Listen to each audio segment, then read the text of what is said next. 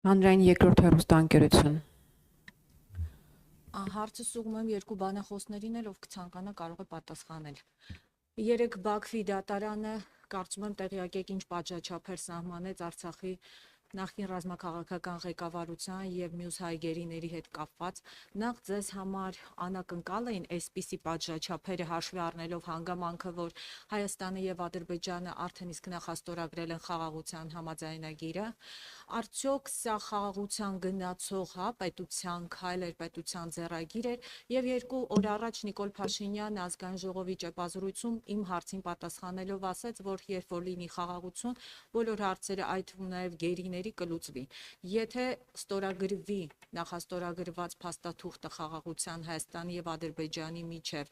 ինչպես է պատրաստվում, կա տարբերակ հայ գերիներին ետ բերելու, այստեղ ասենք պատիժը կրելու կամ ազատության մեջ կհայտնվեն, թե ոչ ըստ ոնց է այս գերիների հարցի լուծումը դուք տեսնում։ Ես ձեր հարցի այդ կտորը ճիշտ ասած չհասկացա, այստեղ պատիժը գրել ինչ նկատի ունեմ։ Նկատի ունեմ, եթե ստորագրվի խաղաղության փաստաթուղթ, հնարավոր է ոնց Ռամիլ Սաֆարովի դեպքում արտահանձնեցին Բաքվին, ճիշտ է, Հունգարիան արտահանձնեց Բաքվին։ Տարբերակ դիտարկում եք, որ մեր գերիները արտահանձնվեն Հայաստանին։ Ես ձեր մեկնաբանությունը եւ օրինակը ընդհանրապես իդենտիկ չի են իրավիճակի հետ, որ այսօր գոյություն ունի։ Մենք հայտարարել ենք, ասել ենք, որ մտահոգություններ ունենք, խիստ խոր մտահոգություններ ունենք Բաքվում տեղի ունեցող դատավարության վերաբերյալ, եւ այո, ես պետք է բնականաբար երկրորդեմ պարոն վարչապետին առայն, որ ստեղծված մթնոլորտը, խաղաղության մթնոլորտը նպաստավոր պայմաններ պետք է ստեղծի, որ կարողանանք լուծել ուրեմն Ադրբեջանում պահվող մեր բոլոր հայրենակիցների իրենց տուն վերադարձի հարցը։ Այս ուղղությամբ մշտապես ամենօրյա աշխատանք է տեղի ունենում։ Սա մեր համար առաջնային խնդիր է եւ մենք հույս ունենք, որ առաջիկա գործընթացները, որոնք խաղաղության մասին գործընթացներ են, կհեշտացնեն գործընթացները եւ մթնոլորտ եւ միջավայր կստեղծեն, որպեսզի մեր բոլոր հայրենակիցները վերադառնան տուն։ Շնորհակալություն։ Մյուս հատվածին չպատասխանեցիք, արդյոք սա Հայաստանի հետ խաղաղություն գնացող պետության կողմից ճիշտ քայլ էր, ճիշտ մոտեցում էր։ Ես ասացի, որ մենք խորը մտահոգություններ ունենք Բաքվում տեղի ունեցող դատավարության ընթացքի բովանդակության վերաբերյալ, նաև մտահոգություններ ունենք մի շարք հայտարարությունների վերաբերյալ, որոնք հնչում են Ադրբեջանից, որոնք ըստ էության կապ չունեն գործընթացի հետ խաղաղության, եւ մենք հույս ունենք նախ, որ ուրեմն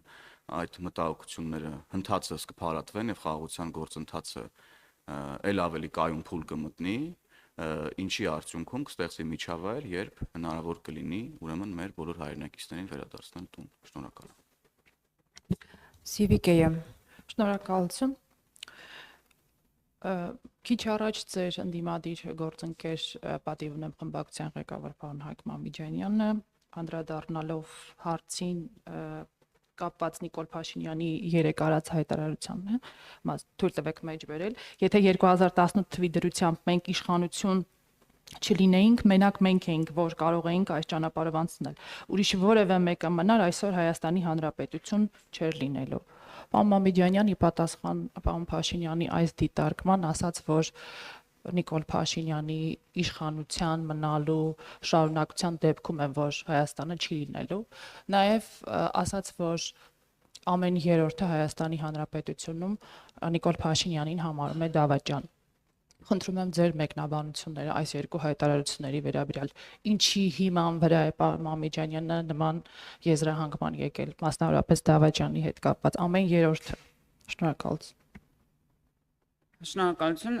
պարոն Մամիջանյանը երևի անձնական իր բանը ունի,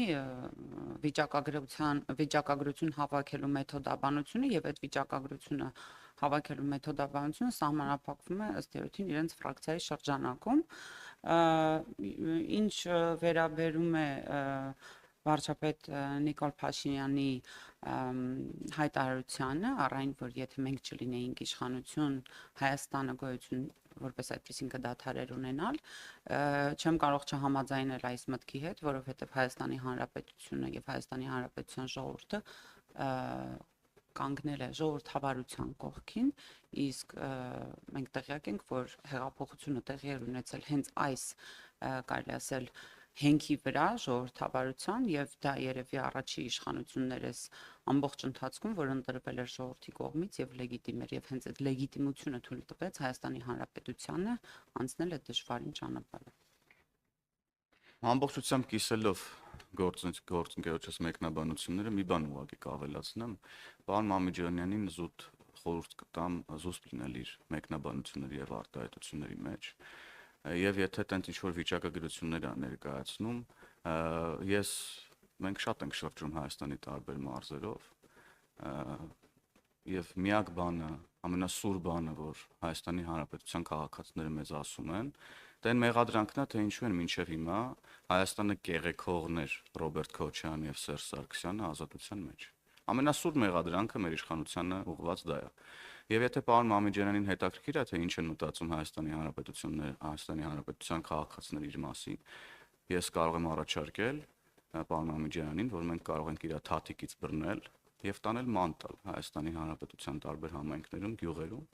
կանգնացնել գյուղամեջում եւ ժողովրդին հարցնել, թե ինչ են նրանք մտածում Սերժ Սարգսյանի մասին առհասարակ, եւ պարոն Մամիջանյանին ես վստահեցնում եմ Հայաստանի Հանրապետության քաղաքացիների դիտարկումները բացարձակապես դուր չեն գա։ Շնորհակալ եմ։ Այդ վիճակագրության պահովել ես հիշեցի նաեւ մի դեպք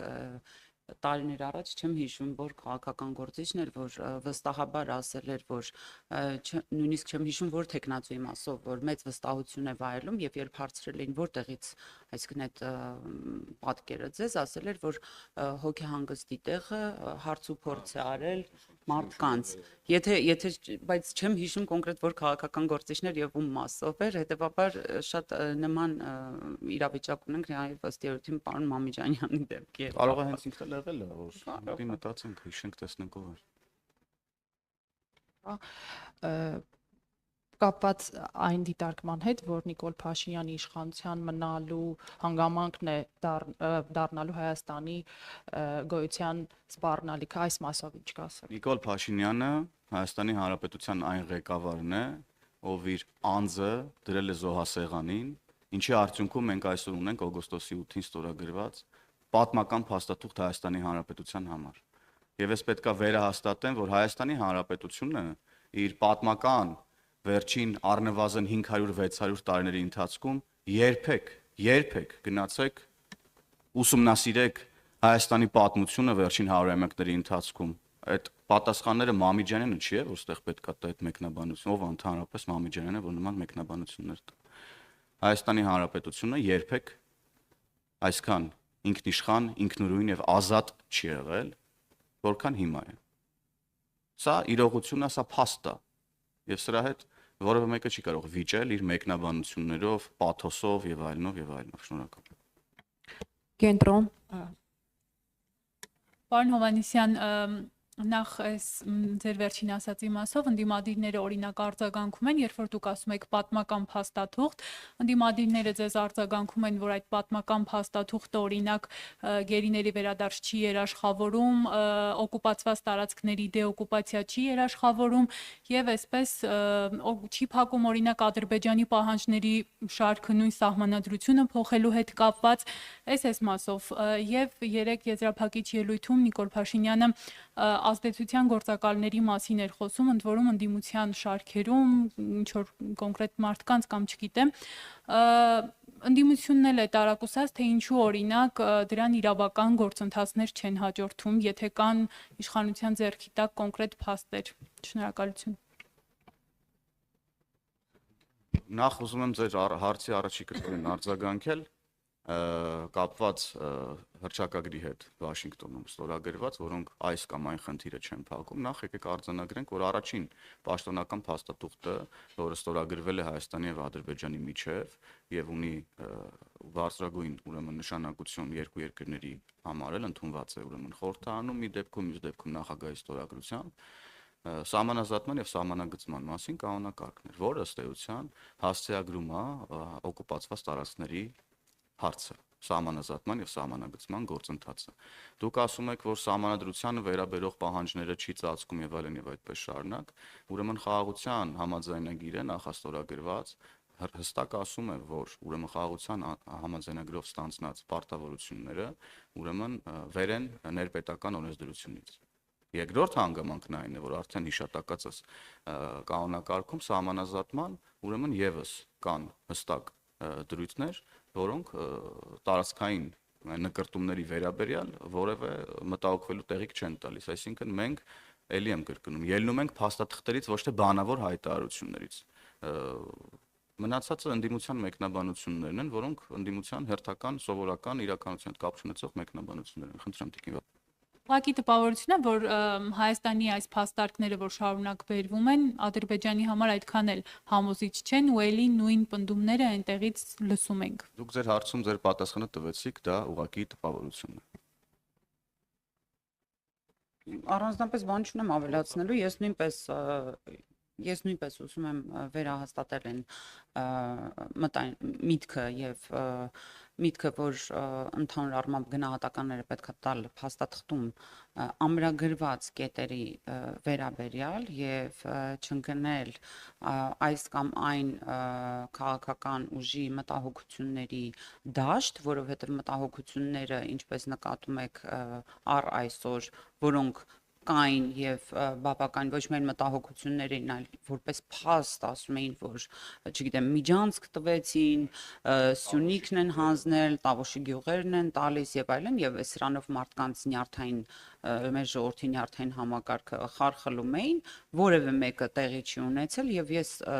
ձեզ էլ որպես լրագրող հորդորում եմ նման այսպես չակերտավոր մտահոգությունները քիչ բարձրաձայնել, որովհետեւ առ այս պահը մեր քաղաքական թիմը գործել է թափանցիկ եւ արել է այն, ինչ ասել է։ Էլի մտահոգություններ կան, որ հիմա խոսում են, եւ մենք էլ ասել ենք մինչեւ տարեվերջ ինչ որ մանիպուլատիվ հայտարարություններ են անում, այս փաստաթուղթը հրապարակեք, այս փաստաթուղթը հրապարակեք։ Բոլոր փաստաթղթերն են հերթով հրապարակում են։ Խաղաղության պայմանագրի մասին էլ էին Տիկին Վարդյանը ճիշտ է ասում, էսի ինչեր էին խոսում։ Հրապարակվեց քար լռություն։ Հիմա մինչև տարեվերջ նաև բանակցային փաստաթղթերի փաթեթները կհրապարակվեն, տեսնենք այդ ժամանակ ինչ են խոսելու։